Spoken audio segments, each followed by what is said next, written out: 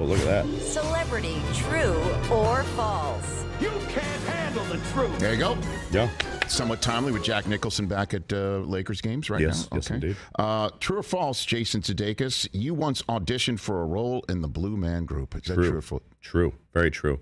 When and times. where? What do you got for I me? was living in Las Vegas, and I was doing Second City at the Flamingo there, and there were a couple different shows at that time that were topless showgirls or Magic or Cirque du Soleil.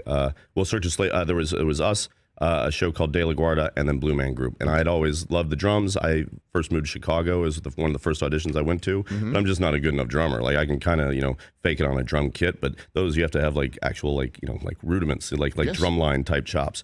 And I became friends with a few of the Blue Men. We all did.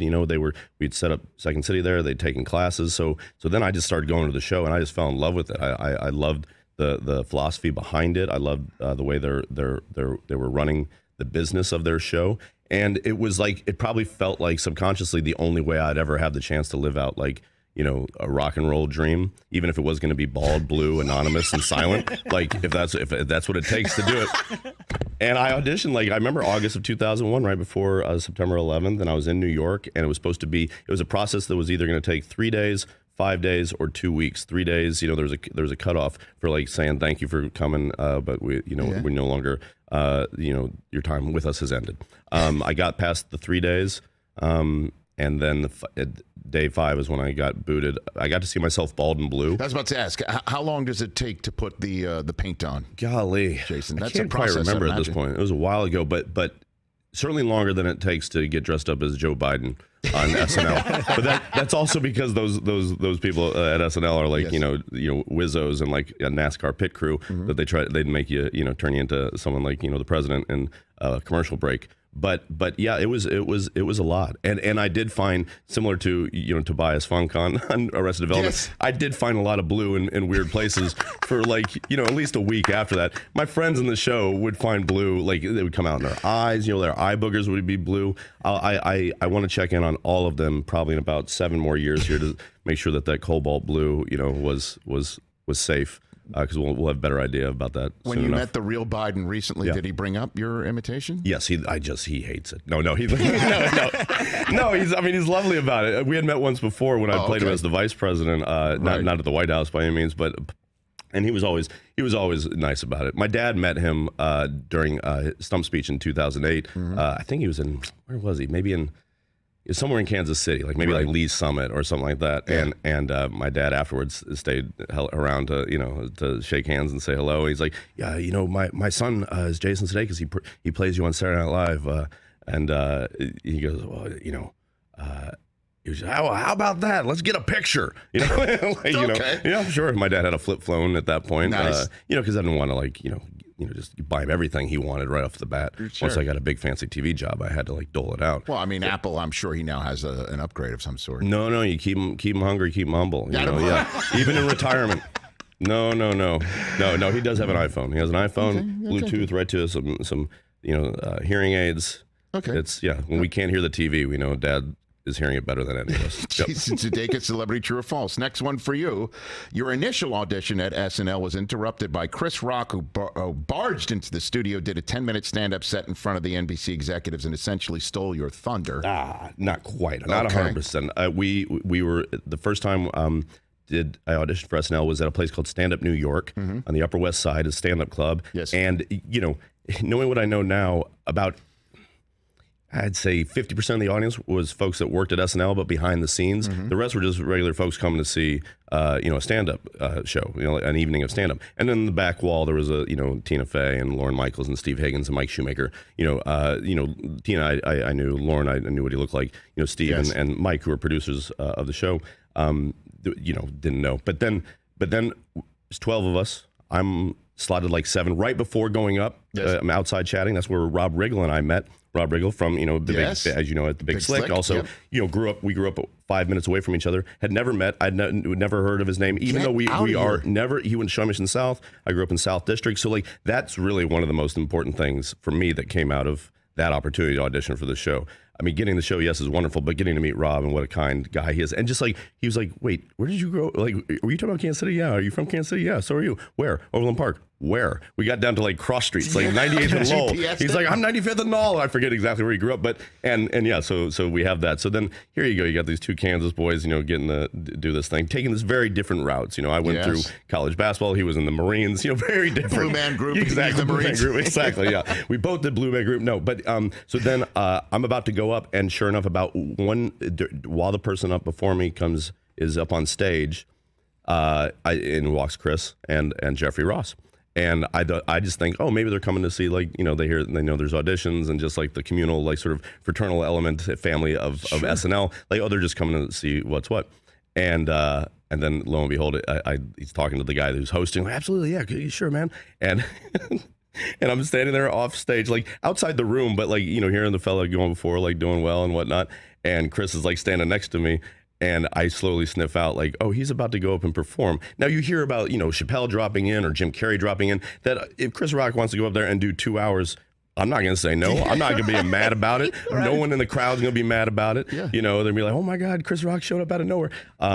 And he, he's, ladies and gentlemen, the next performer, needs no introduction, but here it is.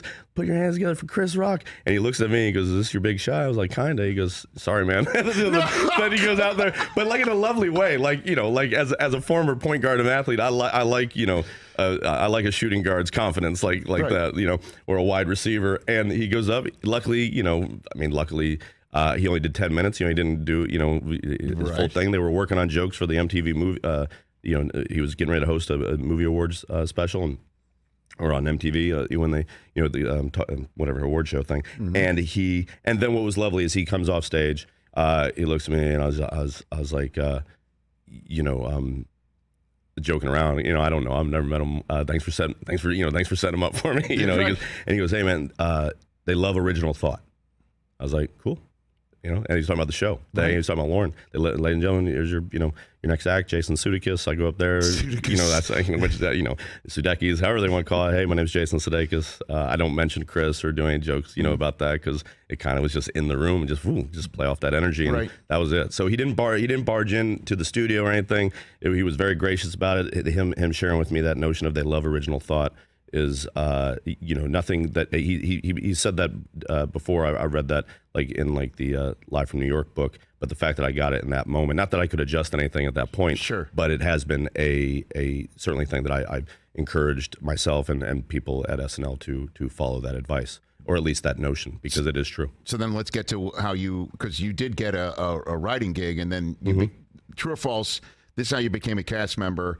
You co-wrote a sketch behind the music, the Chicago Bears Super Bowl Shuffle, for the host named Tom Brady. There you are with him up on the screen. Yeah. He played Jim McMahon. You were a backup Bear, and I was Kevin Butler. You were Kevin Butler? I was Kevin Butler. Okay, you're Kevin Butler. Yep. Pardon me. Yep. That's why I'm wearing the hat. If you go to the original, the source material, you'll see that Kevin Butler's wearing the white fedora and the shades. I like the source material. Very good. And so your performance as Kevin Butler, which makes this even better, is what earned you a role as a cast member. It felt like the straw that broke the camel's back. Not to refer to Lauren as a camel, or to make him appear feeble in any ways. But but it was incredibly instrumental in that decision. It had sort of been bandied around about. I had auditioned at that point for the show twice, Weekend Update once. All these auditions had gone well at this point. To get to write on that show is a tremendous opportunity. And it's one that the people that write the show and that pay for the show should pay the writers to do and make a living wage at. That said, getting off my soapbox, nice. It is that time. It is that time of season. I made a bold move of which I'm not. It's not in me to try to upstage a situation, but it's just this weird conflation of events. Beck was the musical guest. Beck had a guy next to him when he was doing his stuff, just kind of like dancing, like hype dancing, like just like in like a flight suit. And it really made us laugh. And Beck's like just a very funny, like, clever boy who's also a very clever, funny, like creative man. And so he just has this guy dancing to him. And we were watching it during rehearsals, being like Beck's killing it. But this dude is a piece of work. I love it. And so then it came time for us to rehearse the sketch, and the whole most sketches, it has, a bunch of like three or four different beats. The first one being the original Super Bowl Shuffle, and then Jim McMahon and the Bears want to do a second version, so they change the lyrics, and then he wants to go solo. So then it's just Tom Brady and I on stage, and so I'm like, well, I'll dance like to make like the writer friends laugh. I'll dance and I'll do like this old school hip hop dancing like I used to do on my AAU basketball team, or just to like make my teammates laugh. And it's working. And when you look at the clip of itself, you have like 25 to 30 extras, And look, this sketch was written by me and 3 other Chicago, people that came through Chicago: John Lutz, Rich Tellerico, and Joe Kelly. Joe Kelly, one of the co-creators of Ted Lasso. And we and so now you have these 30 dudes because they were all on stage, just off stage, watching this sketch. Like, and we're all around the same age, black dudes, white dudes, like just a beautiful Benetton ad of inclusion and humanity. All male, but they were the Bears, the 85, 86 Bears. And so I started doing this dancing, and they're all cracking up.